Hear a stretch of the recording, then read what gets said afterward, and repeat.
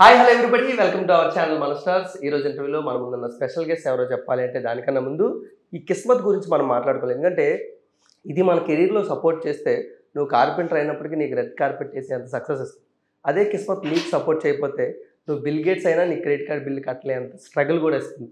మరి అలాంటిది మన హీరో లైఫ్లోని ఈ కిస్మత్ కెరీర్ని సక్సెస్ చేసిందా, స్ట్రగుల్ చేసిందా, మీరందరూ కూడా తెలుసుకోవాలంటే వాళ్ళ ఫేట్కి కావాల్సిన డేట్ కూడా డిసైడ్ అయిపోయింది February 2nd.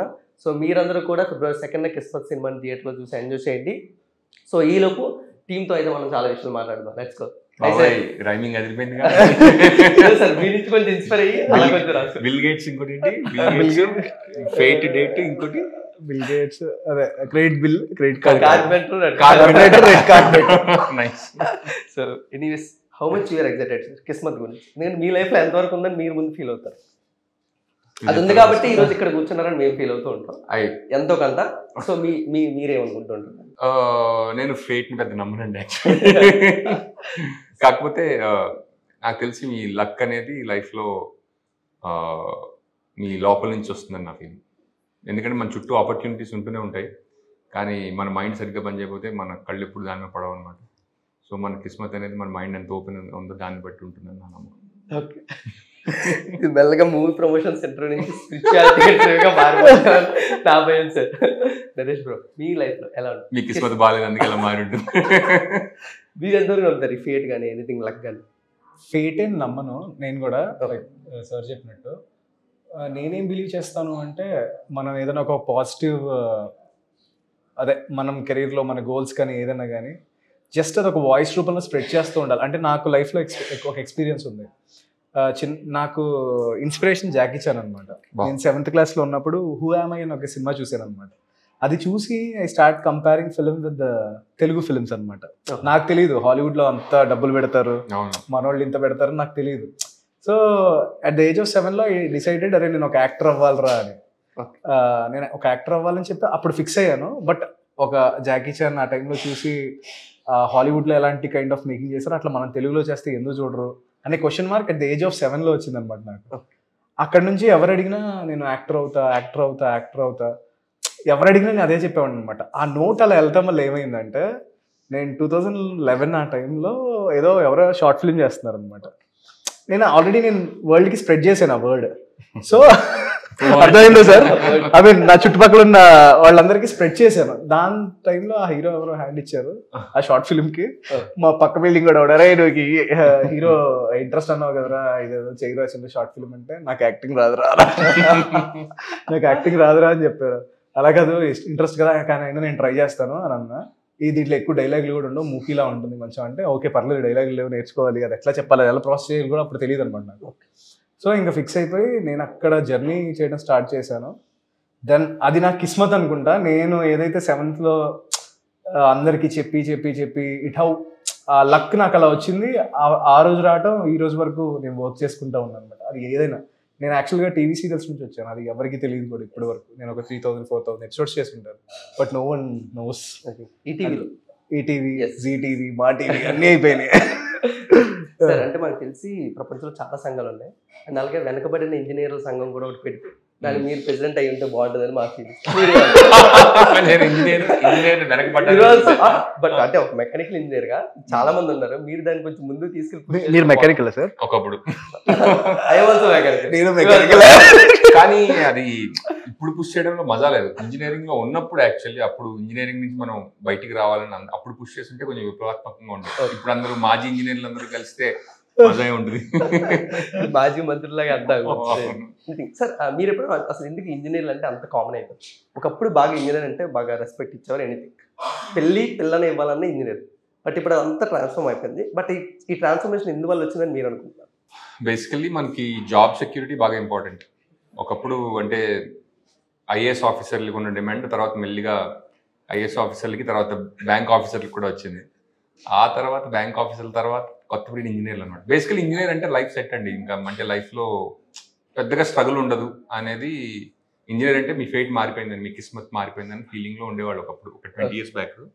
ఇప్పుడు మెల్లిమెల్లిగా మారుతుంది. ప్లస్ ఇంకోటి ఏంటంటే ఒక జనరేషన్ కొద్దిగా స్ట్రగుల్ అయితే వాళ్ళు నెక్స్ట్ జనరేషన్ని స్ట్రగుల్ అవ్వకుండా చూసుకోవడానికి చాలా ప్రయత్నిస్తారు. సో ఆర్ట్స్ వైపు వెళ్ళడానికి కానీ లేకపోతే వేరే ఫైన్ ఆర్ట్స్ వైపు వెళ్ళడానికి కానీ అంత ఒక జనరేషన్ ఒప్పుకోరు అనమాట. కాకపోతే ఇప్పుడు ఇంజనీర్లు అందరూ ఫస్ట్ యాక్చువల్లీ జీతం వచ్చిన ప్రతి ఇంజనీర్ ఫస్ట్ ఏం కొనుక్కుంటున్నాడో తెలుసా? నేను యూఎస్ లో చూసాను, ఏం కొనుక్కుంటాడో తెలుసా? కీబోర్డ్ ఒకటి కొనుక్కుంటున్నాడు. మాట్లాడితే నాకు సంగీతం వచ్చని చెప్పి లేకపోతే గిటార్ వాయిస్ ఇలా ఆర్ట్స్ మీద పడుతున్నారు. సో మెల్లిగా ఈ ఫ్రస్ట్రేటెడ్ ఇంజనీర్స్ నెక్స్ట్ తరం అంతా మంచి గొప్ప గొప్ప ఆర్టిస్టులు అవుతారని నేను అనుకుంటున్నాను. Super sir. ఆయన ఎప్పుడు మాట్లాడినా ఒక నెక్స్ట్ లెవెల్ లో మాట్లాడతారు. అర్థం చేసుకుని నాకు కొంచెం టైం పడుతుంది. నాకు టైం పడుతుంది. ఆయన ఒక జోక్ వేస్తారు, అది ప్రాసెస్ నాకు ఒకసారి సెట్ లో జోక్ వేస్తారు, ఏదో పైన తాడు ఏదో అన్నారు మీరు ఆ రోజు. నాకు అది ప్రాసెస్ చేయడానికి 2 నిమిషాలు పట్టింది యాక్చువల్ గా. స్పార్క్ అవుతుంది మన బ్రెయిన్ లో. ఓకే, ఆయన చెప్పు. సో మీరు చెప్పండి అసలు ఇంజనీర్ అంటే నేను ఇంజనీర్ ఎందుకు జాయిన్ అయినో తెలియదు. ఫ్లోలో మా డాడీ మెకానికల్ ఫీల్డ్ అనమాట. సో డాడీ కూడా మెకానికల్ ఫీల్డ్, సరే డాడీకి అయినా సపోర్టివ్గా ఉందా అని చెప్పి జాయిన్ అయ్యాను.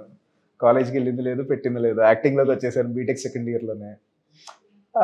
అంటే మన లైఫ్లో ఏదైనా గోల్ మనకి నచ్చి చేస్తే దానికి ఒక అర్థం బాగుంటుందని నేను బిలీవ్ చేస్తాను. ఏదో అందరూ గుంపులో గోవిందా అని చేస్తే లైఫ్ అంత ఇంట్రెస్టింగ్ ఉండదేమో అని నేను అనుకుంటాను. ఇంకోటి నేను ఇంజనీరింగ్ మంచి సెన్స్ ఆఫ్ హ్యూమర్ ఉంటుందని గుర్తు. అది ఫ్రస్ట్రేషన్ నేర్పిస్తున్నారు సార్. 4 years కోర్స్ అది కూడా ఫ్రీగా ఇస్తారు కదా, సెన్స్ ఆఫ్ హ్యూమర్ ఫ్రీగా నేర్పించమండి. సో 4 years లో ఫినిష్ చేస్తే అది కూడా సార్ మీరు ఫినిష్ చేస్తారు? నేను చేశాను. నేను చేయలేదు. ఎప్పటికన్నా చేశారా? లేదు సార్. అసలు చేయలేదా? లేదు సార్. మరి ఇంజనీర్ ఎలా చెప్పుకుంటున్నా? ఇంజనీర్ అట్లా చేస్తున్నా. డిస్క్ అంటాను నేను, యాక్చువల్లీ బీటెక్ డిస్క్ అంటాను. సరిపోతుంది. కిస్మత్ అనేది ఒక గ్రూప్ ఆఫ్ బీటెక్ డిస్క్ అంటే బీటెక్ లో చేరి 25 అయినా ఫినిష్ అవ్వలేదు అనుకోండి, దాన్ని బీటెక్ ప్లాటినం డిస్క్ అంటే. ప్లాటినం డిస్క్ జూబ్లీ మెల్లమెల్లగా అవి కూడా తీసుకొచ్చారు. సో మీరు ఇప్పుడు ఏ స్టేజ్ లో ఉన్నారు అంటే ఇంజనీరింగ్ అనే దాంట్లో? ఏ డిస్క్ తీసుకోవడం రెడీగా ఉన్నారు మీరు? లేదు, ఇంకా అంత అవ్వలేదు. డికేడ్ అవుతుందేమో నెక్స్ట్ ఇయర్. 10 year డిస్క్ తీసుకుంటా. కిస్మత్ అనేది group of 3 friends story. So అది మాకు టీజర్ చూస్తుంటే చాలా బాగా అర్థం అవుతుంది. అండ్ ఈ 3 friends అనేవారు ప్రతి లైఫ్ లో కామన్ గా ఉంటారు. అది మన కాలేజ్ లైఫ్ లో కానీ ఎక్కడో దగ్గర కనెక్ట్ అవుతాం. బట్ ఈ 3 friends అనేది ఎక్కడ ఎక్కువ కనెక్ట్ అయ్యారు? సినిమా స్టోరీలో యాక్చువల్లీ విలేజ్ నుంచే కనెక్ట్ అవుతారు. వాళ్ళు మంచిర్యాల అనే విలేజ్ నుంచి 3 ఫ్రెండ్స్ ఎవరైతే ఉన్నారో అక్కడ నుంచి చిన్నప్పటి నుంచి పెరిగి వాళ్ళకి ఏంటంటే చిన్నప్పటి నుంచి ఉన్న బాండింగ్ అనమాట. 3 ఒక్కొక్క సింక్ లో ఉంటారు అనమాట. అంటే మీన్ సేమ్ సింక్ లో ఉండరు, they'll be in different syncs అనమాట 3. సో వాళ్ళు చిన్నప్పటి నుంచి ఒక విలేజ్ నుంచి వచ్చిన గ్రూప్ ఆఫ్ పీపుల్. సరే, అంటే ఇలాంటి ఒక 3 గ్రూప్ ఆఫ్ ఫ్రెండ్స్ మధ్యలోని ఒక కాపర్ మధ్యలోకి ఎంటర్ అయ్యి సో ఈ సినిమా మొత్తాన్ని వాళ్ళ కెరీర్లో ఉన్న కిస్మత్ని మార్చేసి అంటారు, అంతేనా? అది ఎంతవరకు నిజం అనొచ్చు? వాళ్ళ లైఫ్ లో నేను ఎంటర్ అవ్వలేదండి అదే చెప్పాలంటే. మేము ఎంటర్ అయ్యేలా కాబట్టి చట్టం తన పని తాను చేసుకుంటూ పోతుంటే ఒక 3 వచ్చి కలిసారు అంతే తప్ప వాళ్ళ లైఫ్ లో వీళ్ళకి పెద్ద ఇంటర్వ్యూరెన్స్ అయితే లేదు. గ్రేట్. సరే, ఇప్పుడు కూడా యాక్టర్గా మనం చేయలేనివన్నీ రియల్ లైఫ్లో చేయలేనివన్నీ కూడా యాక్టర్గా చేయొచ్చు. అలాగే కాపర్లు కూడా ఒక ఎక్స్పీరియన్స్. మీరు ఎలా ఎంజాయ్ చేస్తారు కిస్మత్లో దాన్ని? ఎందుకంటే ఒక యూనిఫామ్ వేసుకొని మాకేమో నిజంగా ఒక కాపర్ కనబడదు, సింపుల్గా నాన్. లేదు, యాక్చువల్లీ నిజం చెప్పాలంటే ఇప్పటివరకు చేయలేదండి నేను రోల్. బాగుంటుంది అంటే ఒక చిన్న సెన్స్ ఆఫ్ రైట్ హ్యూమర్ ఉంటూనే ఉంటుంది. అట్లా కాకపోతే జనానికి ఇతనంటే కొద్దిగా భయం, స్ట్రిక్ట్గా కూడా ఉంటాడు అనమాట. So it was fun part play. Me filmography చూసుకుంటే యాక్టర్గా చాలా లిమిటెడ్గా చాలా సెలెక్టెడ్గా చేసుకుంటూ వస్తుంది. సో అందుకే మిమ్మల్ని స్క్రీన్ మీద చాలా రేర్గా చూస్తూ ఉన్నాం. వెదర్ ఇట్ ఈస్ రీసెంట్గా పిండం చూసాం, ఇప్పుడు కిస్మత్ చూడదు. So what is the checklist sir? అసలు మిమ్మల్ని యాక్సెప్ట్ చేయించాలంటే ఏముండాలి? ఫస్ట్ కొంచెం నా బ్యాంక్ అకౌంట్ ఖాళీ అవుతుంది. ఓకే, అప్పుడు తొందరగా ఫస్ట్ పార్ట్ అది కాదండి. అంటే సెట్లోకి వెళ్తే మజా రావాలి బేసిక్లీ. అండ్ అది అంటే కంప్లీట్లీ స్క్రిప్ట్ని బట్టి కూడా ఉండదు అది. ఎందుకంటే మన లైఫ్లో మనం ఏ ఫేజ్ ఆఫ్ లైఫ్లో ఉన్నామో ఆ ఫేజ్ ఆఫ్ లైఫ్లో మనం ఏం చేయాలనుకుంటున్నాం దాన్ని బట్టి మీరు సెటిల్ వెళ్తుంటే ఎవ్రీడే మీరు యాక్టర్స్ని చూసి ఫన్ కాకపోతే అబ్బా ఇది చూసింది ఇది చేసింది అన్న ఫీలింగ్ రాకుండా ఉంటే బాగుంటుంది అన్న ఫీలింగ్. సార్ మీరు ఒక సపోర్టింగ్ క్యారెక్టర్గా అప్పుడప్పుడు కొన్ని సినిమాల్లో మాకు కనబడుతుంది. ఇదొక ఆప్షన్ అయితే మరొక నరేష్ గారు. సో మాకు ఎప్పటికప్పుడు కనబడుతున్నారు. ఒక 3 monthsకి ఒక సినిమాతో వస్తున్నారు. సో ఆడియన్స్కి నేను ఉన్నాను, థియేటర్స్లో వస్తున్నాను, నన్ను కూడా అలా అంటారు. సో ఇది ఏ విధంగా ఉంటుంది సార్ ఒక యాక్టర్గా? అంటే ఏది ఎక్కువగా బెస్ట్ ఆప్షన్ అంటారు? ఎక్కువగా ఆడియన్స్ కనబడుతూ ఉండాలా లేకపోతే రేర్గా కనబడుతూ ఉండాలి? What is best option for actor? అంటే మీరు చెప్పండి. అది బేసిక్గా కనబడుతూ ఉంటేనే బెటర్ ఏమో యాజ్ బెటర్. ఎందుకంటే ఇది వరకు మన సీనియర్ నటులు ఎన్టీఆర్ గారు, ఏఎన్ఆర్ గారు సినిమాలో ఉన్నప్పుడు జనాలు తిరుపతి వెళ్తే అక్కడి నుంచి గుండ్లు చేసుకుని బస్ చేసుకుని మెడ్రాస్ వెళ్ళి వాళ్ళ ఇంటి ముందు నిలబడి వాళ్ళ దర్శనం చేసుకుని వస్తూ ఉండేవారు. ఎందుకంటే అప్పుడు యాక్టర్స్ యూట్యూబ్లో అక్కడ కనిపించేవారు కాదు కాబట్టి. వన్స్ మీరు అంటే మన ఫేసే మన కమోడిటీ కాబట్టి ఎక్కువ కనిపించేసారు అనుకోండి, సో దాని వాల్యూ కూడా కోల్పోవచ్చు. కాకపోతే జనాలకి గుర్తు ఉంటూ ఉండాలి, అంటే రెలవెంట్ గానే ఉండాలి, అలా అని మళ్ళీ ఓవర్ రెలవెంట్ గా కూడా ఉండకూడదు. అదే నా పాయింట్. అదే ఇంచుమించు అంతే సార్ చెప్పింది. ఇంచుమించు అంటే నేను కనపడుతూ ఉండాలని నేను ఎందుకు అంటున్నానంటే, నేను సినిమాలో తప్ప ఎక్కడ కనపడినా అందుకని అన్నా. అంటే ఆ మైండ్ సెట్ లో ఉన్నాను నేను. ఇప్పుడు నాకు అనిపిస్తుంది ఇప్పుడు ఇంటర్వ్యూలో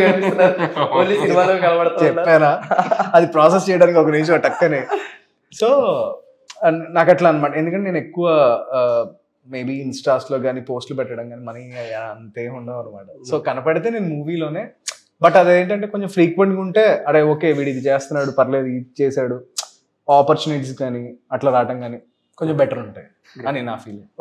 సార్ మెయిన్గా మీలో ఒక సెన్స్ ఆఫ్ హ్యూమర్ ఉంటుంది, కామెడీ టీమ్స్ కానీ లేకపోతే ఆన్ స్పాట్ డైలాగ్స్ కానీ ఏంటి, శ్రీనాథ్ దాన్ని ఎంతవరకు యూజ్ చేసుకున్నారు ఈ కాప్ రోల్లో? మెయిన్ ఎందుకంటే కాప్స్ అంటేనే ఆటోమేటిక్గా వాళ్ళు ఒక అప్పర్ హ్యాండ్ ఉండి ఒక కామెడీ టీమ్స్ అనేది ట్రై చేస్తూ ఉంటారు వాళ్ళు. అట్లా యూజ్ చేసుకోవడం అంటూ ఏముండదండి. నన్ను యూజ్ చేసుకోవడం అంటే వాళ్ళు రాసుకున్న దానికి నేను ఎంత ఫిట్ అయినదే నాకు చాలా ఇంపార్టెంట్. పైగా ఈ స్క్రిప్ట్లో నాకు ఇంప్రొవైజేషన్స్ కానీ అట్లాగే లేవు యాక్చువల్లీ. అంటే వెరీ డిఫైన్డ్ క్యారెక్టర్. నాకు అటువంటివి ఎక్కువ మజా. ఎందుకంటే స్పర్ ఆఫ్ ద మూమెంట్లో మీరు అనండి మనకి నవ్వొచ్చేవి సినిమాలో ఫిట్ కావు బేసికలీ. సో డైరెక్టర్కి క్లియర్ కట్ ఐడియా ఉండి ఏం కావాలి ఏం వద్దు అని తెలుసుంటే చాలని నా ఫీలింగ్. అంతేగాని ఇతని స్ట్రెంగ్స్ ఇతను ఎలా వాడుకోవాలి కాదు. నా స్క్రిప్ట్లో ఇతను ఎలా ఫిట్ అవ్వాలో చేసుకోవాలన్నదే నాకు తెలిసి డైరెక్టర్ బిగ్గెస్ట్ స్ట్రెంగ్త్ అన్నారు. And one more thing, Abhinav గోమాత గారి నుంచి ఆ ఆన్లైన్ పంచెస్ అనేవి చాలా బాగా క్రాక్ అవుతుంది. సో వాట్స్ ఆయన క్యారెక్టర్ ఎలా ఉండబోతుంది? ఆయన ఏంటి కావాలని పని చేయడం, ఆయన సిచ్యువేషనల్ కామిక్ మీద అది పండుతూ ఉండేది అనమాట. ఆయన క్యాజువల్ గానే అంటాడు, బట్ అక్కడ ఉన్న ఆడియన్స్ గట్టిగా ఎంజాయ్ చేస్తారు. సార్ అంటే మెయిన్గా ఈ ఇద్దరికి క్వశ్చన్, ప్రొడ్యూసర్ గారు డైరెక్టర్ గారు వాళ్ళిద్దరికన్నా మీరు బాగా ఎక్స్పీరియన్స్, లేదా మూవీస్ చేయడంలో ఎక్కువ, వాళ్ళు ఇంకా స్టార్టింగ్ కెరీర్లో ఉన్నారు. అంటే ఆయన డెబ్యూ, ప్రొడ్యూసర్ డెబ్యూ, డైరెక్టర్. అలాంటప్పుడు యాక్టర్స్గా మీకు మైండ్లో ఎవరు రన్ అవుతూ ఉంటుంది సార్? ఈ సినిమా ఎంతవరకు వెళ్తుంది, ఈ సినిమా కంప్లీట్ అవుతుందా లేదా, ఏ విధంగా ఈయన హ్యాండిల్ చేస్తారు డైరెక్టర్ గారు, ఇవన్నీ ఏమైనా యాక్టర్గా రన్ అవుతూ ఉంటాయి సార్ ఒకసారి సినిమా యాక్సెప్ట్ చేసేసిన తర్వాత? అసలు యాక్సెప్ట్ చేసిన తర్వాత రన్ అవ్వకూడదు. రన్ అయితే వెళ్ళి అక్కడ యాక్టింగ్ కూడా సరిగ్గా చేయలేం. అంటే అన్ని మైండ్ లో ఉంటే అసలు మనం యాక్టింగ్ ప్రాసెస్ చేయలేం. ఒకసారి ఎస్ అన్న తర్వాత ఇంకా లుకింగ్ బ్యాక్. సో మెయిన్గా మీకు ఇది, మీలో కూడా ఒక డైరెక్టర్ ఒక రైటర్ ఉన్నారు, బట్ యాక్టింగ్ చేస్తున్నప్పుడు వాళ్ళని ఎవరైనా బయటని తీసుకొస్తారు. మెయిన్గా ఆ సీన్ మీకు నచ్చకపోయినా, అన్నాడు ఆ సీన్ అనుకున్నట్టు అవ్వకపోయినా, ఆయనలో సెల్ఫ్ కొంచెం అట్లా కాదండి. నాకు తెలిసి నాలో డైరెక్టర్ లేడు. నేను ఏవైతే సినిమాలు తీసానో వాటికే నేను డైరెక్టర్ని, రైటర్ని. ఎందుకంటే ఒక సినిమా కథ మీద కంప్లీట్ కమాండ్ అనేది ఆ కథ రాసిన వాడికే ఉంటుంది. సో జస్ట్ బికాజ్ నేను వేరే సినిమాలు డైరెక్ట్ చేశానో లేకపోతే వేరే సినిమాలు రాశానో వచ్చి ఈ సినిమాలో ఇలాగని అది చెప్పడం చాలా ఫులిష్గా అనిపిస్తుంటుంది నాకు. సో పైగా ఇంకొకటి, నేను రైటర్ని కాదండి. నేను అంటే రాస్తున్నప్పుడే నేను రైటర్ని తప్ప ఒకసారి రాసేసిన తర్వాత ఐఎమ్ నాట్ ఏ రైటర్. ఎందుకంటే నేను ఇప్పుడు రాసినా కూడా స్క్రిప్ట్ నెక్స్ట్ మళ్ళీ ఇంకో ఐడియా వస్తుందా, ఇంకోటి రాయగలనా అనే టెన్షన్ ఎప్పటికీ ఉంటుంది రైటర్కి. సో అన్సర్టెనిటీ మంచిదే. సో మనం వెళ్ళి ఇది ఇలాగా అని చెప్పడం కంటే వాళ్ళు ఏమనుకుంటున్నారని వినడంలోనే ఎక్కువ మజా ఉంటుంది. పైగా if you are a director, మీరు వేరే డైరెక్టర్ని కానీ వేరే రైటర్ రాసిన దాన్ని కానీ తొందరగా అర్థం చేసుకోవడానికి ఉంటుంది తప్ప దాన్ని ఓవర్ రైట్ చేయడానికి ఉంటుంది. చెప్పండి మీరు. నేను అదే చెప్దాం అనుకున్నా. ఎప్పుడు చెప్పు నేను ఈ పని చేశాను కానీ ఇప్పుడు చేయట్లేదు అన్నట్టు ఇప్పుడు నేను స్క్రిప్ట్ 3 రాశాను, ఇంకా జీవితంలో మళ్ళీ రాయలేదు అనుకోండి, నేను రైటర్ నేనా కాదు కదా. బట్ ఎప్పటికీ రైటర్ ఉంటుంది కదా సార్ మార్కెట్. ఇప్పుడు మాజీ ఇంజనీర్ అని ఇందాక ఎలా అన్నారో ఇప్పుడు మాజీ రైటర్ అంటున్నారు సార్. ఇప్పుడు నెవర్ ఎవర్ డైరెక్టర్ వచ్చింది లేదు. ఎందుకంటే ఆయన చెప్పడం కానీ డైరెక్టర్ ఏదైనా ఎక్స్ప్లెయిన్ చేసిన హిల్ టేక్ ఇట్, డైరెక్టర్ ఏం చెప్పాడో దట్స్ ఇట్. ఇంకా అంతకు మించి ఏ డైరెక్టర్ బయటకు రాడు, ఏ రైటర్ బయటకు రాడు. పైగా నాకు ఇంకొకటి తెలిసి, ఎవ్రీ యాక్టర్ ఇస్ డైరెక్టర్ అండి. నాకు ఇంకా ఓన్లీ యాక్టర్ అనుకోండి ఎక్కువ ఫ్రీడమ్ ఉండేది. దీన్ని ఇలా కాకుండా ఇలా నచ్చా, దీనికి ఇలా కాకుండా ఇలా నచ్చా అనడానికి యాజ్ అన్ యాక్టర్ నాకు ఎక్స్ప్రెస్ చేయడానికి ఈజీగా ఉంటుంది. కానీ యాజ్ ఎ డైరెక్టర్ మీరు ఒక 2-3 సినిమాలు అయిన తర్వాత అంత ఈజీగా కూడా ఉండదు బేసికల్లీ అది. కాబట్టి నాకు తెలిసి ఆ ఎబిలిటీ కొంచెం దాన్ని నర్చర్ చేసుకుంటూ ఉంటే బెటర్. ఎందుకంటే లైక్ అష్టచెమ్మ నుంచి చాలా మంది డైరెక్టర్లు ఇంప్రూవైజ్ చేయమని అడిగేవాళ్ళు ఉంటారు యాక్చువల్లీ.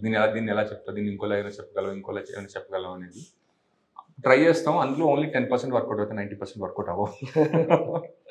బ్రో అంటే శ్రీనాథ్ గారి నుంచి మీరు చాలా ఇన్స్పైర్ అయ్యని చెప్పడం జరిగింది టీజర్ లాంచ్లో. హౌ అంటే ఒక డెబ్యూటెంట్ డైరెక్టర్ ఆల్రెడీ చాలా ఏ విధంగా we want to know. So బేసిక్గా శ్రీనాథ్కి on sets he have a clarity చాలా ఎక్కువ అనమాట. అంటే నెక్స్ట్ అతను ఏం చెప్తున్నాడు ఏంటిది అన్న క్వశ్చన్ మార్క్ ఉంటుంది అనమాట. ఏం చెప్పాలనుకుంటున్నాడో స్ట్రైట్ టు ద పాయింట్, ఏం షార్ట్ పెట్టాలనుకుంటున్నాడో ఇంకా మనకి స్ట్రెస్ ఉంటుంది అనమాట. అప్పుడు అలా జరిగింది ఇలా జరిగింది, ఆ ఎమోషన్ కూడా ప్రాపర్గా చెప్పేస్తాడు అనమాట శ్రీనాథ్. అండ్ నాకు ఆయనలో నచ్చేది ఏంటంటే హర్డిల్స్ చాలా ఎవరికి కనపడకుండా ఈజీగా దాటుకుని వెళ్ళిపోతూ ఉంటాను. నాకు ఆయనలో బాగా నచ్చుతుంది. సార్ వన్ మోర్ థింగ్, అంటే ఆడియన్స్కి కొంచెం కన్ఫ్యూజన్ ఉంది సార్. మీకు ఎప్పుడు మీ ప్రతి క్వశ్చన్కి మీ దగ్గర చాలా క్లారిటీ ఆన్సర్ ఉంటుంది. బట్ ఆడియన్స్ ఎప్పుడు ఏం కన్ఫ్యూజ్ అవుతుంటారంటే అవసరాల గారు ఎందుకో రైటర్, డైరెక్టర్, యాక్టర్ ఈ మూడిట్లో అవ్వడం వల్ల ఆడియన్స్ ఎక్కువగా దేని క్లారిటీగా ఉండాలి అనుకోవట్లేదేమో అని అనుకుంటారు. ఎందుకు క్లారిటీగా ఉండాలి? ఉండకండి. నేను చాలా క్లారిటీగా ఉన్నాను కదా, మీకు ఎందుకు వెళ్ళరా? కాదు, బేసికల్లీ మీకు క్లారిటీ వచ్చిందంటే బేసికలీ లిమిట్ చేసినట్టే ఫీలింగ్ నాకు. వాడు ఏం చేస్తాడో నాకు తెలియదు ఉంటేనే బెటర్. ఎందుకంటే నేను ఏం చేస్తానో నాకు తెలియకుండా ఉండడం ఇంపార్టెంట్. ఇప్పుడు వినయ్ ఉన్నారు, వినయ్ నుంచి నేను ఏం ఎక్స్పెక్ట్ చేస్తున్నాను అనేది నాకు క్లారిటీ లేదనుకోండి, నాకు వినయ్ చాలా పవర్ఫుల్. అంటే వినయ్ లాగే చేస్తాడని నాకు ఏమైనా ఒక ఎక్స్పెక్టేషన్ ఉందనుకోండి, నేను వినయ్ కన్నా పవర్ఫుల్ అయిపోయాను కదా. ఓకే, సో క్లారిటీ లేకపోతే బెటర్. సో నువ్వు అడిగే క్వశ్చన్స్ కూడా మాకేం తెలియదు కదా, కొంచెం జాగ్రత్తగా కిస్మత్ సినాప్సిస్ కానీ లేకపోతే వాట్ ఈస్ ద కిస్మత్ అంటే మీరు డిఫైన్ కిస్మత్. సో బేసిక్గా 3 guys ఒక మొక్కలో పడతారు. దాని నుంచి ఎలా బయటకు వచ్చారు, ఎలా ఇదయ్యారు అన్నది హోల్. అంటే రైట్ ట్రాక్లోకి ఎలా వచ్చారు, ఒక చిన్న తప్పు చేసి రైట్ ట్రాక్లోకి ఎలా వచ్చారు అన్నది హోల్. ఎవరెవరు లెసన్స్ చెప్పారు, ఎవరెవరు దారిలోకి తీసుకొచ్చారు. ఓకే, సో ఇందులో క్లాసెస్ ఉంటాయి, ఎంటర్టైన్మెంట్ ఉంటాయి, ఎమోషన్స్ ఉంటాయి అందరూ. అంటే ఎవ్రీథింగ్ ఫన్ ఎక్కువ ఉంటుంది మోర్ ఓవర్. సార్ అంటే ఫ్యూచర్లో మళ్ళీ ఎలాంటి స్టోరీస్ మనం చూడగలం? అసలు ఐడియా లేదండి. కాకపోతే ఇప్పుడు చేసిన సినిమాలు కొన్ని ఎలాంటివి వస్తున్నాయో నాకు తెలుసు. అంతకు మించి ఏం సినిమాలు రాబోతున్నాయని నాకు ఐడియా లేదు నిజంగా. ఇప్పుడు నెక్స్ట్ వీక్ ఈ కిస్మత్ అయిన తర్వాత ఈగలో ఒక సినిమా వస్తుంది, తర్వాత కన్యాశుల్కంలో గిరీశం గారి రోల్ ఒకటి చేశాను. ఈ 2 వస్తాయి తర్వాత. సో ఇప్పుడు ఆడియన్స్కి యాక్టర్గా మీరు ఒక పక్కింటి అబ్బాయిలాగా చాలా మంచిగా అందరిని యాక్సెప్ట్ చేయండి. బట్ అలాంటి ఒకసారి మీరు గ్రే షేడ్లో కనబడితే ఆడియన్స్ అందరూ కూడా అంత షాక్ వాల్యూ ఉంటుంది అందులో. సో అలాంటి గ్రే షేడ్ క్యారెక్టర్స్ ఎక్కువగా ట్రై చేయండి. అవును, మా పక్కింట్లో గ్రే షేడ్ అబ్బాయి ఉన్నాడు. ఏ గ్రే షేడ్ అబ్బాయిలు పక్కింట్లో ఉండరా ఏంటి? బట్ ఒకసారి మేము అందరూ షాక్ గురవుతాం కదా సార్. ఇప్పటి వరకు మళ్ళా మనతోనే కామెడీ చేసి మళ్ళీ నవ్వించి మనతో ఒకసారి ఎలా ప్లేట్ నెవర్ చేశారు ఏంటి అన్నట్టు. అలాంటి వాళ్ళు గ్రే ఉంటేనే బాగుంటుంది. ఎక్స్పెక్ట్ చేయొచ్చు సార్ ఫ్యూచర్లో ఏమైనా జెంటిల్ మ్యాన్? నాకు చాలా ఇష్టం యాక్చువల్లీ. అంటే స్క్రిప్ట్ని బట్టే ఉంటుంది. బట్ ఈజియర్ టు జనాల్ని కన్విన్స్ చేయడం ఈజీ గ్రే షేడ్లో, పాజిటివ్ షేడ్ కంటే. ఎందుకంటే ఏదైనా మంచితనం నటించాం అనుకో, అబ్బాయి ఇంత మంచోడా అన్న టైప్లో. అదేమైనా చెడ్డగా నటించాం, ఈ చెడ్డోడా అన్నది ఈజీగా నమ్మేస్తారు నిజంగా. ఓకే, అది ఇలాంటి పర్సనల్ ప్రెజెన్స్ ని ఏ విధంగా ఎంజాయ్ చేస్తారు మీరు? ఆయన ఏమైనా జోక్ వేస్తే చెప్తున్నా కదా కొంతసేపు, ఓకే ఓ ఇది జోకా, నాకు ప్రాసెస్ చేసుకోవడానికి ఆయన అంటే ఆయన థాట్ ప్రాసెస్ కానీ ఆయన వేసే జోక్ కానీ చాలా క్విక్గా వేస్తాడు. సో నేను కొంచెం అంత క్లెవర్ పర్సన్ ఏం కాదు, సో అంత ఈజీగా నేను క్యాచ్ చేయలేను. It takes time for me to process the joke. So ఇప్పుడు ఇంత జర్నీ ఇప్పుడు అలవాటు అయిపోయింది బ్రో? ఎంతో కొంత అంటే ఇంత జర్నీ అంటే మేము జస్ట్ కలిసింది షూట్ అక్కడక్కడే అనమాట. మేము బయట అట్లా కలవటం. ఇప్పుడు మళ్ళీ షూట్ తర్వాత ఇక్కడే కలవటం. వాట్ యు సే సార్, అంటే నరేష్ గారు ఒక ఎమర్జింగ్ యాక్టర్ని చూసినప్పుడు మీకేమనిపిస్తుంది? వెదర్ ఇట్ ఈస్ అంటే మీ టీనేజ్ డేస్ గుర్తొస్తుంటాయి, Ashta Chamma days or anything? Inner voice ఏమనిపించలేదు. చాలా ప్యాషనేట్ యాక్టర్స్ అండి.